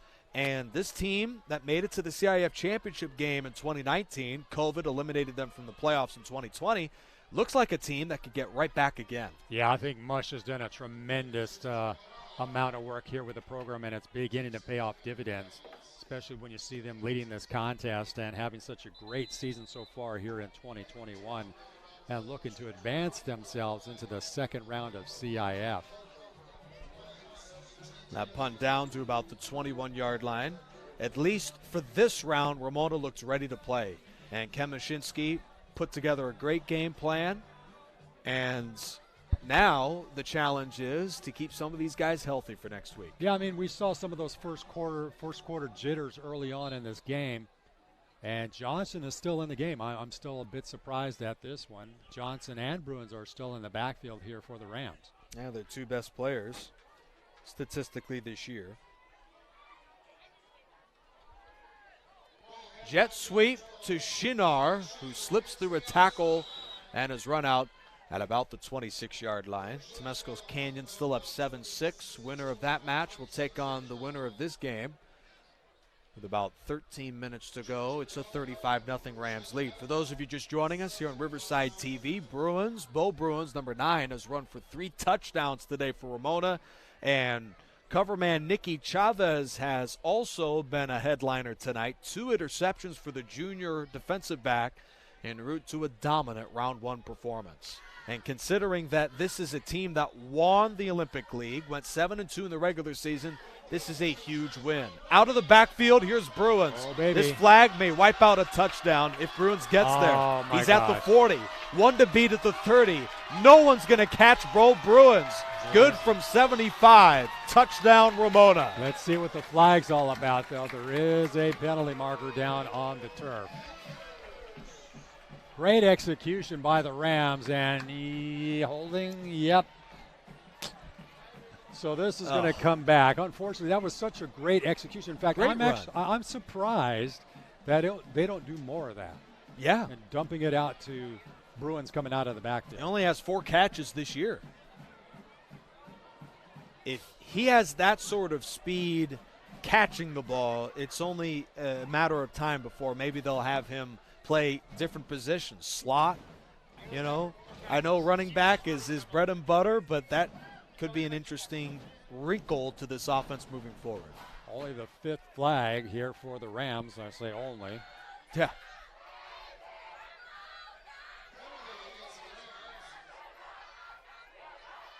That'll be one to send to mom and dad, the highlight reel. He's had a lot of long runs, but that might be his longest on Riverside TV. Such a shame. That would have been a nice part of his highlight reel here. Right.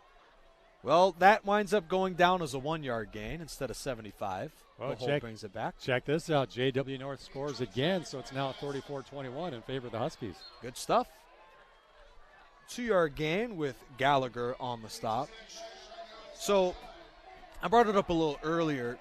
There's a lot of good coaches in the city of Riverside. Opalani Vepulu for JW North is doing big stuff right now, as you saw, or as you talked about the playoffs. But Ken Mashinsky, he has for years and years tried to develop a great program here, and it took a while. His first season, they went 7-2-1, but missed the playoffs. Next year, they were 1 and done. Following year, they were 1 and done. And then they immediately break through in 2019 with a trip to the CIF championship game.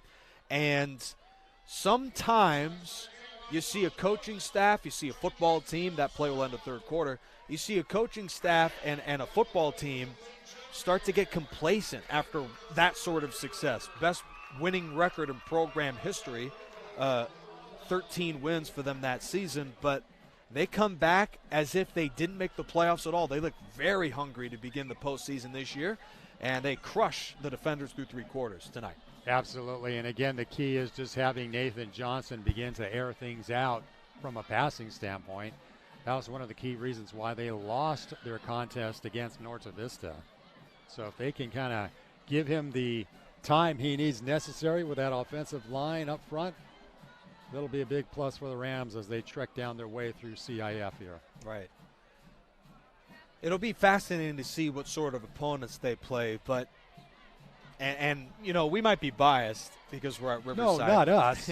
No, not us. We would never be biased. I got to tell you, if I would be surprised to see Ramona go down in the next couple rounds. No, knock on wood. We mentioned this to Ken Mashinsky before the game. Now, I would not be surprised to see him in the finals again. Yeah. At all. And he's done this before. Of course, the championship round, they made it there in 2019 as this Conrado punt sails to about the 32. On the hop from Caldarella, who is stuffed to the 36, the tackle from Javier Castaneda. Great So punt. This team, Ramona, has a coach that's done this before. He made it to the CIF championship at Irvine Beckman in 2011. He was an East Division finalist at King High School, was Ken Mashinsky. Joins the Rams, and for the 3rd straight time, he brings a team to a championship game. And now the challenge is for Ken Mashinsky, can he break through this time? I think the possibility is certainly there. They've got all the tools necessary to make a strong run here through several rounds of the playoffs and possibly get themselves into another final. Yeah. Well, round 1 is all but in the books as Ramona leads 35-0 and enjoys a running clock. Not too often you see a running clock in a CIF playoff game. Yeah, they need to take advantage of that. Oh, there's that a bobble. That is tipped off of the hands of number 4, Nick Bosniak, and brought back by Baldwin for a touchdown. Boy, when it rains, it pours, unfortunately.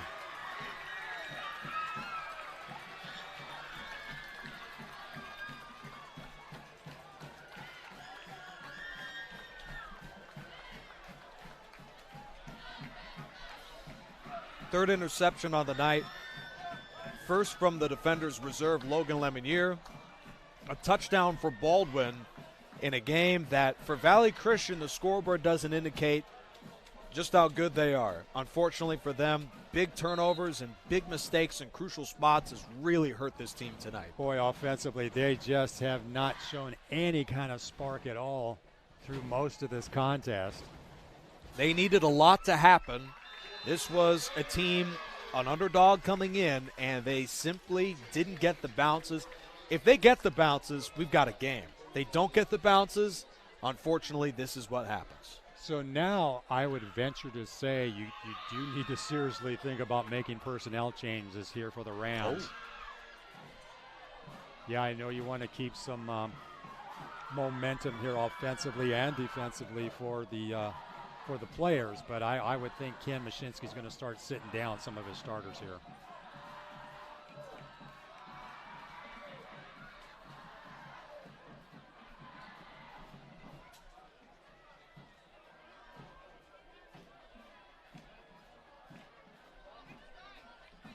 JW North up 35-21. Do we have an update on the I'm letting you know right now.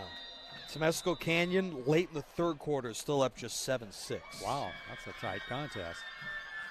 So no matter who they play, does Ramona here on the road, that's quite the matchup, and certainly a defense that's going to keep the Rams close. Return from Caldarella. Man, he's got the kicker to beat, and there he goes past Isaac Conrado. Wow. That is a 90-yard kickoff return touchdown. I don't see a flag, so that'll be a score. Caldarella, the quarterback, the safety, and the kickoff return man. This was the story coming in for Valley Christian. He is their all-star athlete and a big-time runner in the open field. So finally, unfortunately, it comes maybe a little too late here in the fourth quarter, but we see the great athleticism by Caldarella to come up with a score. I mean, this is just an incredible athlete. Unfortunately for them, he will graduate after this season and most likely after tonight. Rocco Caldarella. He completes 88% of his passes. He runs for 11 yards a carry. He makes big defensive plays, and here he is as a good kickoff returner. Yeah, he's kind of doing it all. In fact, he's been pretty much carrying the defenders on his back. I don't think this is designed. Right, I would say not. Caden Struxma, the place kicker holder. Yeah. Javier Castaneda read that one much quicker than the quarterback did. Yeah. 42-6.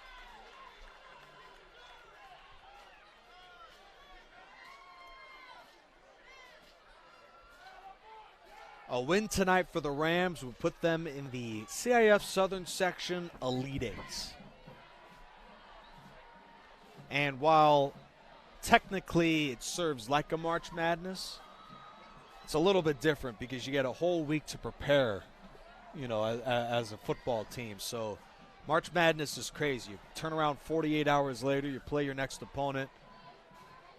And here in high school, you get the home crowd behind you. So if they're at Temescal Canyon next week, that's going to be a much different challenge for them. Give themselves a little bit more time to heal things up. Yeah. Apparently, Bo Bruins needs more time to heal. Oh, so much for that bad ankle. Yeah. Although I'm sure he's going to put that one on ice pretty extensively after tonight's ball game.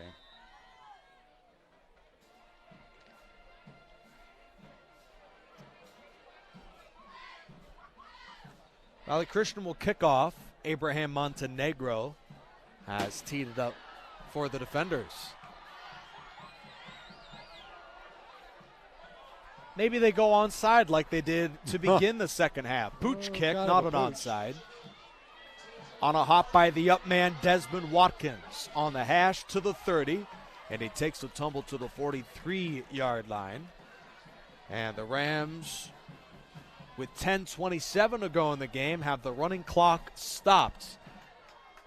A sign from the timekeeper that they may need to score again. No, they do run it.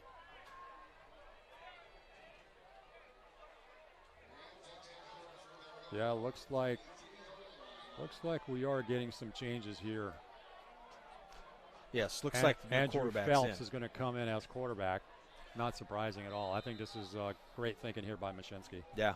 Diego Munez was a star quarterback here for the Rams for a couple of seasons. Then Johnson comes in 2020, of course, has just the COVID year.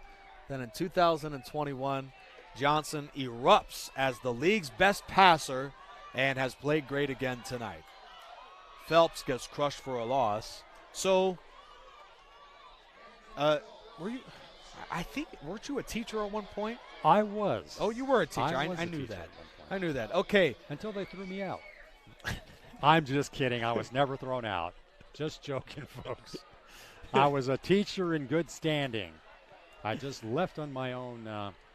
On your own accord? On I'm going my to own check the accord. records on that. So I'm going to ask you for a few letter grades, 3 to Okay. be exact. Sure. First, quarterback Nathan Johnson. What are your thoughts of him tonight? Well, he started off a little shaky. He's not had a whole lot of completions. Always got the yardage. I'm going to give him a B- for tonight. B-. I'm going to Okay. give him a B-. He's done a very nice job, but I know he is capable of A+ work. Very, very interesting. And just to keep that in perspective, he is the stepson of the head coach, Ken Mashinsky. And while there's a quarterback coach between him and his dad, it still has to be such a tough dynamic to be serious with your family right there. Well, I was funny. If you recall, we were joking with Ken Mashinsky. I said, well, if Nathan wins tonight, does he get to not do any kind of duties and home chores? He says, no. No, he still no. has to do He them. wins, you're still doing He chores. still has to do chores. Jeez. No break It's whatsoever. It's Friday night. Come on. Player 2, Bo Bruins. What's your letter grade for him? Bo Bruins, I'm going to give him an A. Yeah, he's I incredible. mean, he's 100-plus yards for the night.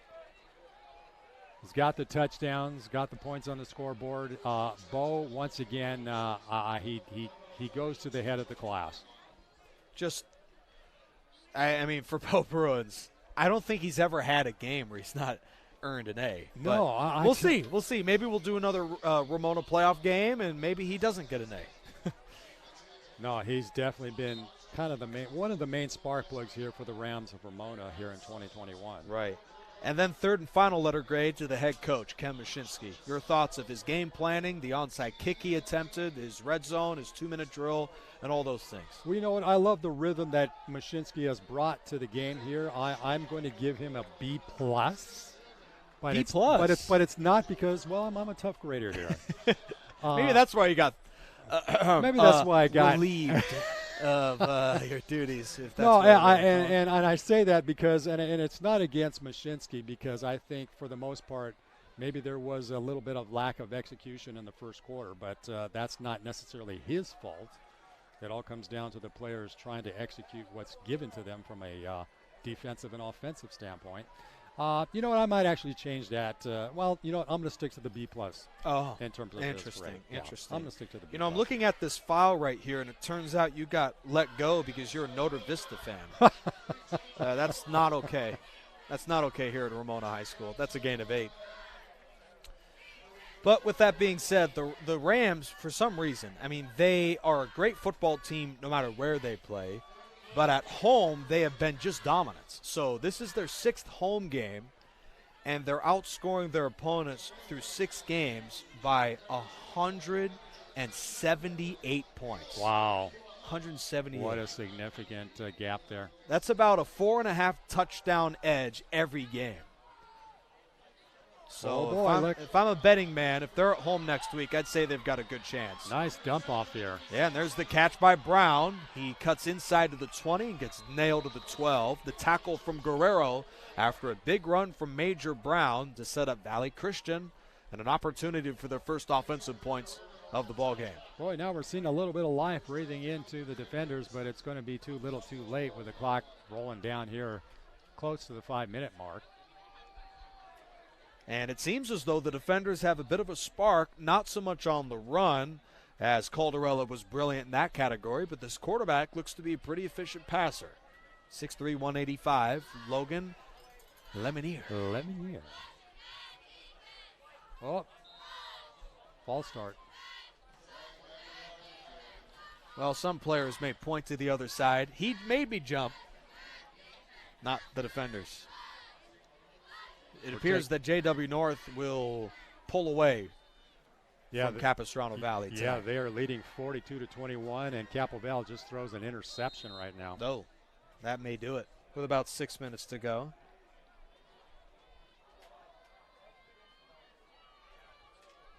Getting you updates as soon as we can on Temescal. First down scenario here for the defenders. Lemonier looking to the end zone.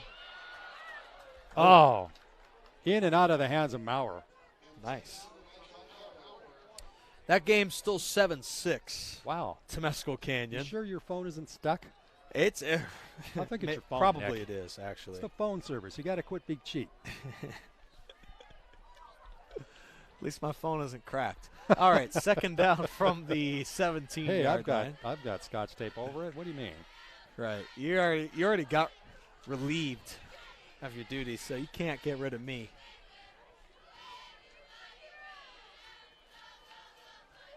Wide 2x2. Wow, look at that rush. Yeah, middle screen to Brown as while this game may be over, Valley Christian is searching for some pride points going into the offseason. Yeah, absolutely. And that is just such a tough thing to hear. You know, you work all season. That COVID year acted as like an extended preseason because it was played in April and May. And all this time to prepare for this moment, and this happens. Has to be so frustrating. And for head coach Kevin McCarthy, he talked about it. It was really a tough draw to come this distance against this opponent. They believe that they earned a home game considering they won a league championship this year. Right. But unfortunately, sometimes this is the way things go, and they're one and done. This is where it gets a little bit quirky with the CIF formula this year. He fires into the end zone. It's caught by Bozanic for a touchdown. He dropped the pass that led to the Baldwin pick six. One drive later, he reels in this one for a Valley Christian touchdown. Nice toss by Lemonier. In fact, he kind of has that sidearm throw, almost looks like a Phillip Rivers type look to it. Yeah. And, of course, it's too little too late, but Logan Lemonier showed something in this fourth quarter. I mean, look at the spark that they're getting here on these last couple of series and finally got themselves onto the scoreboard in terms of a passing touchdown. 42-12 with Montenegro on for the extra point, and it's good. So while we may not have a final score of that other game, I would be shocked if Temescal Canyon doesn't win. So Ramona may just have to be on the road next week, which will be an additional challenge for them. Well, I mean, this is a team that's capable of flexing its muscles even in a road situation. So I'm sure the Rams will be up for the contest on that one. Let's get you updates on other scores in the city of Riverside. The Pauley Bears are going to move on as they have crushed Baldwin Park on the road. Baldwin Park was unbeaten, 10-0 going into that game. Pauley leads, 34-14. What a performance by head coach John Rice and the Bears. Wouldn't it be great to see multiple CIF championships here in the city of Riverside? Oh, that would be amazing. I mean, we should have a big parade through downtown. Yeah. The Arlington Lions went just 2-8 in the regular season, but made the playoffs and have knocked out Cerritos. They've won 3 of their last 4 games after starting 0-7, and they're on to the Elite Eight. What a performance from Arlington tonight. Hey, City of Riverside's getting it done. And with that, let's check out one more score. Norte Vista. Pooch kick here by the defenders. Villarreal going to field it, has a little bit of daylight, takes it just past midfield. Yeah, thanks for that, JR. And then the final one, Norte Vista, the game's not over, but they're up 27-19 at Monrovia. So Riverside maybe 5 for 5 in the opening round of the playoffs. You know, I'm wondering if that's ever happened. Jeff Gorham would probably Oh, Jeff Gorham's got that down. He the governor of Riverside. Yeah. Could there be a situation? All right, I'm mad scientist now. Could we have 5 home Riverside championship games? You know, that based on what we're seeing here in the first round, nothing's too far-fetched. Right. Everybody's at the Elite Eight. You've got just 2 games left before the championship, so that's crazy. Maybe I'll broadcast the first quarter. You get the second while I drive across to Arlington. There you go. Yeah, Jeff Gorham will be in JW North for the first half. Crazy stuff. Congratulations to everybody in the city of Riverside. Yeah, Pauley absolutely. officially clinched the next Elite Eight. Awesome. Arlington officially did. JW North did. Ramona has. Any chance they blow this lead? And then the final one is Notre Vista, and that's the dramatic one. They're only up 8. So congrats to everybody in the city of Riverside. And what is frustrating is that King High School was highly rated. They missed it. And Hillcrest was pretty highly rated, and they missed it. So it's a crushing situation for them to miss the playoffs, but for the 5 that made it, they have represented the city very well. Absolutely. You know, shout out to Travis Carter and Hillcrest. They played here last weekend against Ramona. Even though they lost that game, they had a pretty good showing. In fact, it was their quarterback who tossed for over 300 yards in that game. Wow. He was just incredible. He left it all on the field. It was very impressive to watch. By the way, make sure to join us on Riverside TV tomorrow with the kickoff at 6. Riverside College, here's a fumble from Phelps. And it's picked up by Valley Christian. A shoestring tackle saves a touchdown on the return by Jeremy Gallagher, number 13. The defenders may be done. They may have 1 play left here in the fourth quarter, but they do create another turnover. So the Rams will move on to the second round of the CIF playoffs. And kudos to Valley Christian, who's going home. But, yes, before we wrap this one up tonight, make sure to join us tomorrow, kickoff at 6. Riverside College is vying for a state championship in the SCFA. They are 6-2 and take on Cerritos. The Falcons will pay a visit to RCC. Kickoff at 6. Tigers and Falcons right here in Riverside TV. Final play of the game. The quarterback takes off to about the 25. Logan Lemonier picks up the first down on the final play of the game. And the Ramona Rams, fresh off a trip to the state championship game in 2019, is on its way to the Elite Eight this year with a crushing win of the opener over Valley Christian, 42-13. What a win for the Rams. It was a little bit of a slow start, but once they got themselves in gear, this was a team that just could not be pushed back through most of the evening. Very impressive win. Once again, we see all the great things happening from Bo Bruins and Nathan Johnson to come up with that victory tonight. Bo Bruins runs for 3 touchdowns. Nicky Chavez has 2 interceptions. And the Rams will play either Temescal Canyon or Serrano in the Elite Eight of the CIF Southern section. Make sure to keep tabs on everything going on in the Southern section throughout the course of the next 24 hours. Scores will be put in, thus the schedules will be solidified. We don't know who the Rams will play, but we know the Rams will play next Friday night. So will JW North. Arlington has advanced too. Pauley is on to the Elite Eights, and it appears that Notre Vista is on its way to the next round. Final comments, JR, before we sign off? Well, you know, it's just great to see what's happening here in the city of Riverside. Obviously tonight, as we witnessed firsthand, this victory by the Rams of Ramona. A great night of play calling here by Ken Mashinsky. And that offense just shows and flexes their muscles one more time here when they needed it most in the first round. And I said it before, as we mentioned, that we talked to Ken Mashinsky, would not be surprised to see this team wind up in the finals. 10-1 record for the Rams. This team is in the midst of one of its best seasons in program history, and they are moving on to the Southern Section Elite Eight. For J.R. Ibarra and the rest of our excellent crew, thank you so much for watching tonight's thriller from Ramona, where the Rams knock out Valley Christian to begin the playoffs by the final score of 42-13. Good night from Riverside. This has been a presentation of the Riverside TV High School Football Game of the Week. Good night, all.